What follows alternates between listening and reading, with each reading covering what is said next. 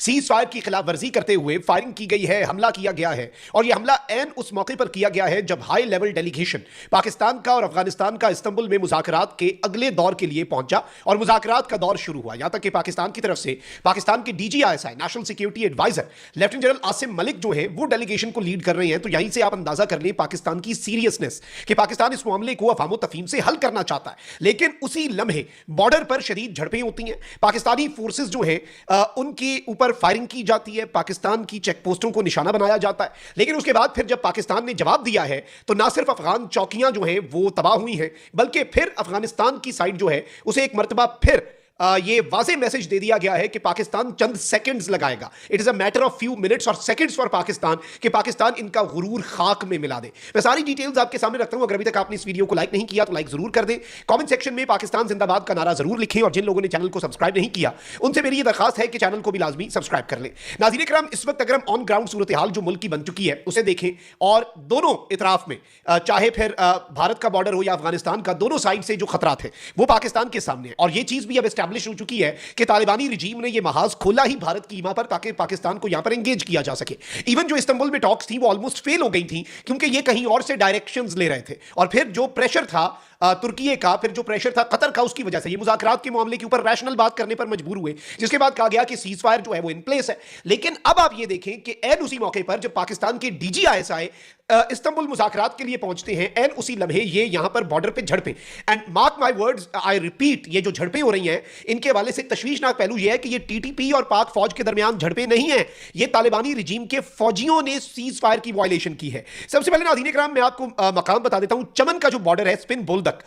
ये जो बॉर्डर है यहां पर बेसिकली ये फायरिंग की गई। हैवी क्लैश जो है वो रिपोर्ट हुआ पाकिस्तान की बॉर्डर फोर्सेस और तालिबानी रिजीम के दरमियान। और सिचुएशन जो है उसके हवाले से जो मकामी जराये हैं उन्होंने हमें ये कंफर्म किया है कि the situation remains tense. Multiple जो लोकल जर्नलिस्ट हैं उनसे भी हमने कंफर्म किया है स्पिन बोल्दक चमन के मकाम के ऊपर। अच्छा, तालिबानी रिजीम जो है वो किसी के कहने पर बेसिकली मुज़ाकरात को सैबोटाज करना चाह रही है और भारत जो वहां से महाज खोलना चाह रहा है वो अब तालिबानी रिजीम को जवाब भी तो फराहम करना है ना उसने कि भाई इस तरह से यहां से तुम लोग घुस जाओ और यहां से कार्रवाई करो ताकि पाकिस्तान जो है वो एंगेज हो, पाकिस्तान की अटेंशन डिवाइडेड हो। चले 5% भी मिलिट्री माइट का पाकिस्तान को तालिबानी रिजीम को ठंडा करने के लिए इस्तेमाल करना पड़े, लेकिन कम से कम आपका जहन तो डिवाइडेड होता है ना। आप अनडिवाइडेड अटेंशन इंडिया को ना दे सके, इंडिया ये चाहता है, उसे लगता है कि शायद इस तरह से वो जीत जाए, इस तरह से उसे कुछ फायदा हो जाए। अब हुआ ये स्पिन बोल्दक में नाज़रीन इकराम की इन्होंने अनप्रोवोक्ड फायरिंग की और तशवीशनाक पहलू इससे भी ज्यादा ये है कि ये नाअहल भी है। एक तो ये मर्सनरीज हैं, किराए के कातिल हैं, भारत की ईमा पर इन्होंने ये सब किया। फिर तालिबानी रिजीम के अंदर एक ग्रुप ऐसा है जो भारत के साथ बहुत कुर्ब रखता है और जो मुज़ाकरात को सैबोटाज करना चाहता है, जो नहीं चाहता मुज़ाकरात हो, क्योंकि भारत नहीं चाहता मुज़ाकरात हो और मामला अफवाह तफहीम से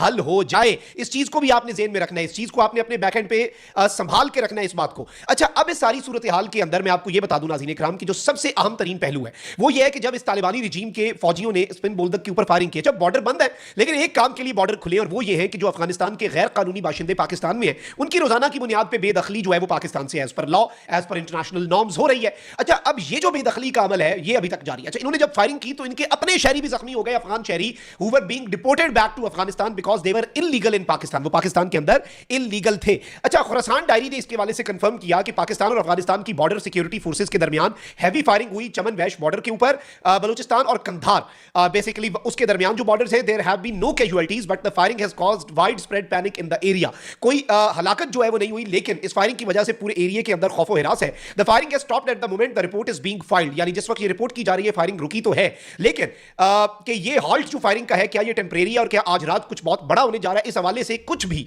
जो है वो नहीं कहा जा सकता। और ये दोनों साइड्स ऑफ द बॉर्डर से कंफर्म करके खुरासान डायरी जो है उसने ये खबर फाइल की। अच्छा, फिर इसके साथ ही साथ चमन सेक्टर पर मैं आपको ये बता दूं नाज़रीन इकराम के सिविलियन पॉपुलेशन जो है चमन बलूचिस्तान के अंदर उसे भी तालिबानी रिजीम की तरफ से निशाना बनाया गया और दोहा और टर्की एग्रीमेंट्स जो है उनको बाज़ाब्ता तौर पर मैं आपको ये बताऊं कि दोहा एग्रीमेंट भी और इस्तांबुल एग्रीमेंट जो है, इन दोनों एग्रीमेंट्स की वायलेशन जो है वो तालिबानी रिजीम की तरफ से कर दी गई है। और एक ऐसे मौके के ऊपर ये सब किया गया है जब तालिबानी रिजीम आपके सामने है कि वो क्या कर रहे हैं और किस तरह से वो मुज़ाकरात पिछली दफा भी इलॉजिकल इरैशनल बात करते थे। लेकिन अब खबर ये आ रही है नाज़रीन इकराम की बॉर्डर क्लैशेस के बाद तालिबानी रिजीम को ठंडा किया गया, उनकी एक बॉर्डर चेक पोस्ट जो है उसे डिस्ट्रॉय कर दिया गया, कंप्लीटली उसे तबाह कर दिया गया पाकिस्तान की साइड से। और इस सारी सूरत हाल में जो सबसे अहम चीज है नाज़रीन इकराम उसे भी आपने समझना है। और तालिबानी रिजीम जो है उसे बाज़ाब्ता तौर पर अच्छा खासा वहां पर नुकसान उठाना पड़ा है। बट तशवीशनाक पहलू आप ये देखें कि डीजीआईएसपीआर से भी जो हमारी मुलाकात हुई थी उसमें उन्होंने बताया कि तालिबानी रिजीम ने टीटीपी को अब सिविलियन एरियाज के अंदर, आबादी वाले एरियाज के अंदर शिफ्ट करना शुरू कर दिया ताकि पाकिस्तान स्ट्राइक्स ना कर सके उनके ऊपर, और पाकिस्तान कहे कि भाई इधर तो आम लोग और औरतें बच्चे मार जाने हैं,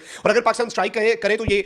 जो कैजुअलिटीज हैं या फिर कोलेटरल डैमेज का रोना रोल है, इसका मतलब है ये शामिल है, ये मिले हुए हैं, ये इनके सहूलतकार हैं। और इस चीज को भी हमें ज़हन में रखना होगा कि इस वक्त सूरत हाल तशवीशनाक है, मामला जो है वो अच्छा खासा परेशान कुन है। एंड द होल सिनेरियो जिसे हम इस वक्त ऑब्जर्व कर रहे हैं, इस पूरी सिचुएशन में ये वॉलेटाइल सिचुएशन है, कभी भी कुछ भी हो सकता है। और अब ये जो बॉर्डर इंसिडेंट हुआ है चमन के ऊपर, इसके बाद हम ये कह सकते हैं कि आज की रात कुछ बड़ा पाकिस्तान की तरफ से भी किया जा सकता है। ऑल्दो डीजीआईएसपीआर ने हमें ये बात बहुत क्लैरिटी के साथ बता दी कि जिस दिन पाकिस्तान की सरजमीन पर टीटीपी ने कोई हमला किया, ये सीज फायर खत्म शुद्ध समझा जाएगा, ये सीज फायर जो है इसे डिसफंक्शनल समझा जाएगा, इस पर अमल दरामद उसी लम्हे रोक दिया जाएगा। और पाकिस्तान की पॉलिसी वही है कि पाकिस्तान घुस कर मारेगा। अब तालिबानी रिजीम अगर इनके साथ मिली भगत करना चाहती है तो फिर ऐसे है तो ऐसे ही सही। और इस सारी की सारी सूरत हाल के अंदर लेट्स सी कि ये मामला जो है ये कहां पर जाकर रुकता है। लेकिन इससे एक चीज समझ आती है कि कोई तो ऐसी ताकत है जो पीछे से तालिबानी रिजीम को चाबी वाले खिलौने की तरह ऑपरेट करके एक इंतहाई टेंस माहौल में, जब भारत के साथ किसी भी लम्हे जंग छिड़ सकती है, जब पाकिस्तान की सिक्योरिटी फोर्सेज मुकम्मल तौर पर हाई अलर्ट पे हैं, जब पाकिस्तान की security forces completely red alert पे हैं, उसी लम्हे इन्हें इस्तेमाल करके कौन है जो मुज़ाकरात को सैबोटाज करना चाहता है। और पाकिस्तान की सीरियसनेस यह है कि पाकिस्तान के डीजीआईएसआई अगर इन मुज़ाकरात के अंदर, और लास्ट मुज़ाकरात में भी जनरल शहाब असलम जो है उन्होंने बड़े बेहतरीन अंदाज में पाकिस्तान की नुमाइंदगी की, तो इस चीज पर भी पाकिस्तान को नजर रखनी होगी।